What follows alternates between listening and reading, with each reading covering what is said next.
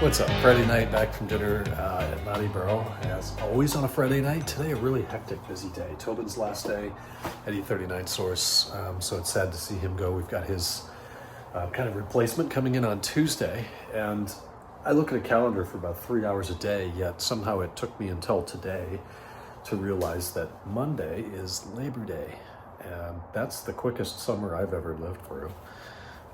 Pretty much evaporated since about June. But a little bit of everything today. Finished up that inspection, 2000 Jet Black M5. A lot of Dynon parts on that. It has the Dynon by Brembo front brakes. That's a $4,800 kit. Rotors and 4-piston calipers in red.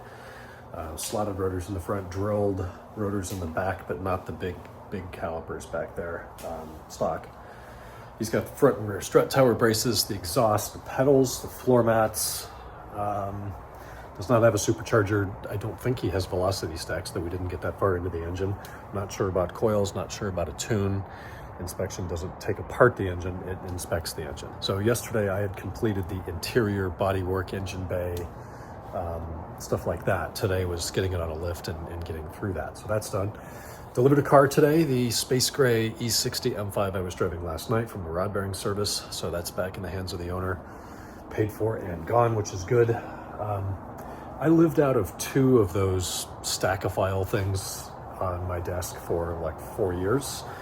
And then about a year ago, we went to a 3rd and very quickly filled that up. And then I had 8 sheets overflowing from those 3 onto my desk. And we've got those 8 back down to 4. So the goal is to get back into 3, I don't know what they're called, paper file folder organizers. And we're close to that. So give me another 12 months and I think we'll get there. Tomorrow, Saturday, is going to start a garage work day again. I think we're doing a second coat on this wall behind me here, just because you can still pretty clearly see where the original cabinets were, and it just needs to have another coat of paint to cover up that old builder grade stuff from the mid-80s.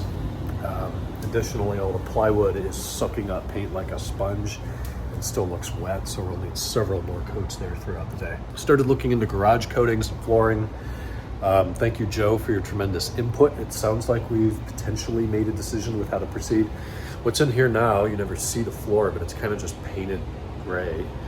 It's one of those epoxy kits from Home Depot that my dad DIY'd when he bought this house 12 years ago. And all things considered, it's held up rather well.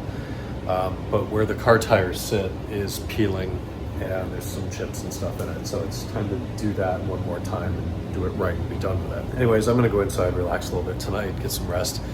Tomorrow we'll be down here early, hopefully finishing up the painting elements in the garage, minus the floor. We're gonna have that, I almost said sublet, we're gonna hire that out and let somebody come and do that at retail. But happy Friday, nice long weekend ahead, enjoy it.